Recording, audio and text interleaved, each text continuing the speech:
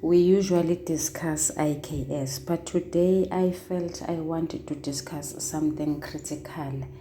Remember, people, I'm a teacher. I am not a psychologist nor a psychiatrist. Therefore, I do not have a professional capacity to discuss Dr. Nandipha Magudumana. But I feel that as women, as parents, we are failing our daughters. Maybe our sons as well, but that is a discussion for another day. We are failing our daughters. We don't even tell them how beautiful they look. Therefore, if they get that validation from a man, they tend to fall for it. That woman is beautiful, is intelligent. She is a doctor for God's sake. So why would she risk everything, really? Decide to destroy her life for a man, to destroy what she has worked for, to destroy her future and the future of her kids. Asishiyeni lapho. Mina ngicabanga ukuthi we don't do justice by giving validation to our daughters. Tell your child, ngiyazi ukuthi abanye benu la bangabazali. Tell umntanakho ukuthi muhle. Sanibonani balingani mabhungu namatshitshi. Igama lami nguSpooky N isiZulu. Namhlanje senza umbhalo obuciko obizwa ngokuthiwa uNtombazi obhalwe ngu-AH Dladla. Sizokwenza inkomba umbuzo omude uphawu lokuhlaziya olubizwa ngokuthiwa ukuvezwa kwabalingiswa. Ukhumbuzana nje sitheni ngenkathi senza isakhiwo sithena la ubhala igama elithi isingeniso nelithi umzimba nelithi isiphetho ngoba lokho kubalulekile uma uphendula umbuzo omude oyi-essay ephepheni lesibili. Ake siboneke. Ubhala igama ngusonhlamvukazi elithi isingeniso. Lesi isingeniso sale essay. Bese ngibhala ngalolu hlobo. Ukuvezwa kwabalingiswa kuthinta okuthathu. Kuthinta ubunjalo bomlingiswa. Okwesibili, kuthinte iqhaza elibanjwe ngumlingiswa ekuthuthukiseni indaba. Okwesithathu, kuthinte izindlela zokuvezwa kwabalingiswa. Ubunjalo bomlingiswa yindlela umlingiswa aziveza ngayo ngemuva kokukhuluma into ethile noma ngemuva kokwenza into ethile. Ubunjalo bomlingiswa buyisibaluli. Azise isibaluli sichaza ukuthi umuntu noma into injani ngemuva kokwenza okuthile noma kokukhuluma okuthile.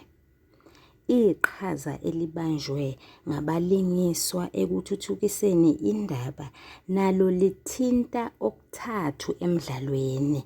Lithinta izinhlobo zabadlali. Kukhona ummeleli onguntombazi, imbangi okuyinkosi uDingiswayo, umelekeleli okuyinkosi uShaka, elekelela uDingiswayo kanye nenkosi uZwide elekelela unina indlovukazi uNtombazi. Siphinde sithole izindlela zokuvezwa kwabalingiswa. Bavezwa ngezindlela ezinhlanu kodwa kulo mdlalo bavezwa ngezindlela ezine. Okokuqala ngamagama abo. Okwesibili ngezenzo zabo. Okwesithathu ngamazwi abawashoyo. Okwesine bangavezwa ngabanye abalingiswa.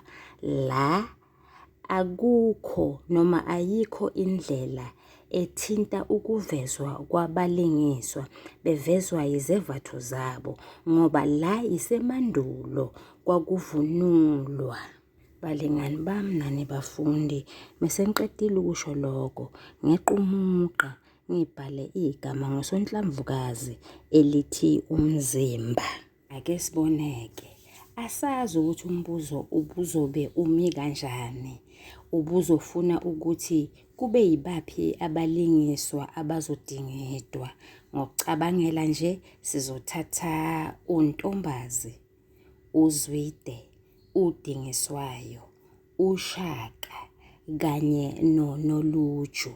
uNtombazi ungumlingiswa othakathayo, umkhunkuli woqobo.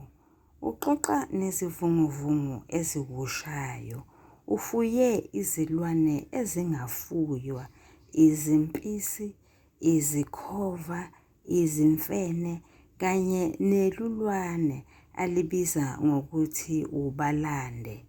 Uzingela amakhosi endawo, alwe nawo, awathumbe, awacuye, athathe izingebhezi zawo, aziklelise elawini lakhe elibizwa ngokuthiwa ilangakazi. uNtombazi uvezwe njengomlingiswa othanda indodana yakhe kakhulu.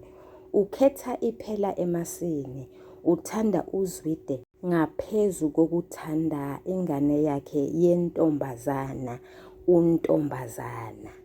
Ufuna uZwide aqhwakele le esicongweni, abe inkosi engamela onke amakhosi akhona.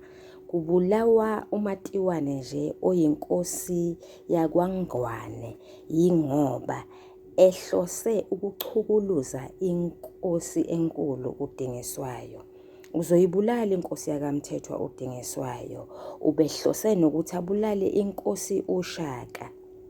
Wayinqoba inkosi uPhungashe wakwaButhelezi, wamnqoba noDonda oyinkosi yakwaKhumalo. Izifiso zikaNtombazana zonke shaywa indiva. Yini engaka uNtombazana ayifisayo eyenza ukuba unina ahluleke nje ukumenzela yona? Was it so huge that it was unattainable? No. uNtombazana befuna into eyodwa nje, ukwendela kwamthetho. Ubani umzali ongafuni ukuba indodakazi yakhe ingendi? Uthini uNtombazi? Uthi uzimisele ukwaphula inhliziyo yendodakazi yakhe. Uma ngabe kuzokokheleka inhlansi yothando, uzovele nje asebenzise isichitho, achithe lonke lolo thando. uNtombazi uvezwe njengomlingiswa onesibindi, njengomlingiswa ophethe izintambo, uliqhude lakwaNdwandwe. uZwide oyinkosi uhleli nje esihlalweni ngoba ekhona. Umuntu oshaya umthetho kwaNdwandwe nguNtombazi. Uyena ufuna uZwide angamele onke amakhosi. Ngalokho uthi kuzoqala kubulawe uMatiwane, kulandele inkosi uDingiswayo, kulandele inkosi uShaka. Iqhaza elibanjwe nguNtombazi kulombhalo wobuciko. Ungummeleli, uliqhawekazi, ungumlingiswa ovelele, osemqoka, omkhulu, ungumlingiswa obalulekile, indaba ingaye. Ubhekene nezinkinga ezilandelayo, ukuklikula kwezempisi nokukhuza kwezikhova. Zilambile zifuna igazi. Uyayesaba inkosi enkulu, inkosi uDingiswayo. Yingakho nje afuna ukusebenzisa ubuthakathi. Ubuthakathi bakhe bumfihlele ukuthi uNoluju uthutha izindaba. Ulahlekelwa intombazana yakhe, uNtombazana iyazibulala. uZwide uyamhlamuka, umshiya yedwa, usebulawa yinkosi uShaka. Okwesithathu, Izindlela zokuvezwa kwabalingiswa. UNtombazi uvezwe ngezenzo zakhe. Izenzo zakhe zihlasimulisa umzimba. Ukhona nje umuntu okhuluma ney'vunguvungu. Ukhona umuntu othatha igazi lomuntu aliphe izimpisi. Ukhona umuntu oklelisa izingebhezi zabantu elawini lakhe. Alale kanjani nje phela, asazi noma ubelala khona, umbhala akasashongo. Ukhona umuntu othumela ingane yakhe ukuba iyothakatha, ayifundise ukuthi umuntu wesilisa oyinkosi umcuya kanjani. Athi akucuywe ubudoda bakhe, imvunulo yakhe, izinwele zakhe kanye nensila yakhe imbala. Ukhona umuntu okhipha omunye umuntu ulimi ezwa. Umalusi wazwiswa ubuhlungu obukhulu, waphinde wakhishwa inhliziyo ezwa. Isifikile inkosi enkulu uDingiswayo qathatha, phela ithunjiwe, yahluliwe empini, yathunjwa nomdlunkulu wayo. Ikhuluma nenkosi uZwide, bakhuluma ngokukhumelana umlotha. Afike achithe konke uNtombazi, yonke leyo nkulumo. Ngisho uZwide esengabaza, angakuthathi lokho, angathathi imibono, imizwa kaZwide into consideration. Kwamalusi lowo uyaluthwa, uyakhohliswa, ubizelwa ejadweni embumbulu. Kubulawa amabutho akhe, anikwa utshwala obunobuthi, athi angadakwa bangena bawabhudukeza ngomkhonto. Awu, kodwa inhliziyo embi kangaka. Umlingiswa wesibili yinkosi uDingiswayo. Ubunjalo benkosi uDingiswayo. Inkosi uDingiswayo ivezwe njengomlingiswa othanda uxolo. Ayikuthandisisi ukuchitheka kwegazi. Yingakho nje yafungisa inkosi yakwaNdwandwe uZwide ukuthi akaseyophinde ahlasele ezinye izizwe. Inkosi uDingiswayo ibeka uxolo phekwa konke okukhona. uZwide wonile, uhlasele uMatiwane ngaphandle kwemvumo yenkosi enkulu. Uhlaselwa kukaMatiwane kukhombisa indelelo. Nanoma kunjalo, inkosi enkulu uDingiswayo ayivumanga ukuba baphindisele okubi ngokubi noma bajeziswe ngokuthi bahlaselwe, babulawe abantu bakwaNdwandwe.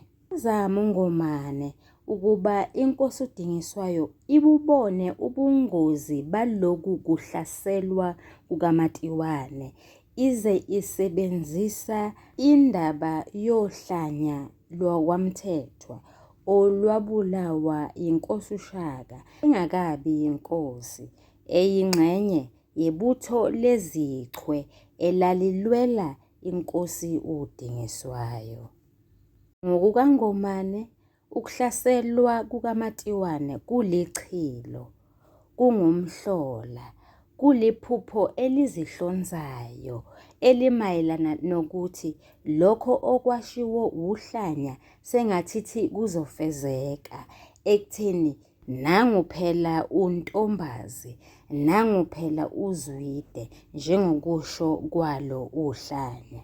Inkosi uDingiswayo iyalwazisa uxolo. Yingakho nje kwavele kwalula ukuba ihehwe inkosazana yoxolo uNtombazana. Yathanda-ke ukuthi abe ngumdlunkulu ukuze buqine busimame ubudlelwano phakathi kwabakwaMthethwa nabakwaNdwandwe. Inkosi uDingiswayo ivezwe njengomlingiswa owabonayo amaphutha akhe. Uyalibona iphutha alenza lokuchitha igazi lomunye waboselwa. Ngenkathi esebuya ekudingisweni, phela wahamba wayobhaca kumthimkhulu kaBhungane le esizweni samaHlubi. Ngaleso sikhathi igama lakhe kwakunguGodongwana. Ubhaca nje noma ucasha nje ngoba esabuyise uJobe, kwazise laseliphumile igama futhi esehlatshwe nangomkhonto emhlubulweni. Gama lini lelo elaphuma elithi mababulawe basocongwe bonke nabafowabo, kwazise bese befuna ukuthatha ubukhosi kubaba wabo uJobe ngenkani. Waya kwamthimkhulu eyocasha. Igama lakhe laguquka lapho waba nguDingiswayo ngoba edingisiwe. Useyabuya uthola umawewe ongumfowabo nguyena osechwakele esihlalweni sobukhosi, uyambulala. NgokwesiZulu akufanele igazi lasebukhosini lichithwe yilowo wasebukhosini. Kufanele kube abanye abangalichitha ngoba lokho kulichilo futhi ukuzibizela amashwa. Useyalibona manje iphutha lakhe lokuthi kwakungafanele kube nguyena ochitha igazi likamawewe. Ubona sengathi naleli lulwane limhlupha nje yiloko, nesizwe sakhe sidunguzela nje yilokho. Inkosi uDingiswayo isize ithi ochitha igazi lowakwabo kasoze aphelela embusweni wakhe. Iqhaza elibanjwe ngumlingiswa oyinkosi uDingiswayo ekuthuthukiseni indaba. Le nkosi ivezwe njengomlingiswa oyimbangi futhi obalulekile. Ukuba khona kwayo le nkosi noma lo mlingiswa akubaphathi kahle abakwaNdwandwe. Le nkosi ifuna ukufundisa uNtombazi noZwide isifundo esimayelana nokuthi akufanele kuchithwe igazi. Uthi uzimisele ukuthi ade njalo nje emnqoba uNtombazi kanye noZwide ukuze bagcine sebelalela umthetho wakhe. Inkosi iyababangisa okwangempela abantu bakwaNdwandwe ubukhosi bayo. Yebo vele baphethe, kodwa bebazi ukuthi ngemuva kokushokobezwa kukaMalusi angekahlala ngezi, nangempela kwabanjalo. Wayiphaka washo nokuthi akuhlalwe phezu kwezikhali, mayiphisele ibavimbezela khona lapho kwaDluvunga. Amabutho aphuma ayohlasela uNyelezi, iZichwe, uYengondlovu noNyakeni. Izindlela zokuvezwa kwabalingiswa. Inkosi uDingiswayo ivezwe ngegama layo. Le nkosi yadingiswa isencane, yahamba yayocasha kwamthimkhulu esizweni samaBhungane kwaHlubi. Yakhosela lapho kwaze kwaphangalala uyise wayo uJobe owayeyinkosi yakwaMthethwa. Yabuya yazothatha ubukhosi, yabuphuca umfowabo owayebusa ngaleso sikhathi, uMawewe. Inkosi uDingiswayo ivezwa ngabanye abalingiswa. ivezwa Inkosi uShaka.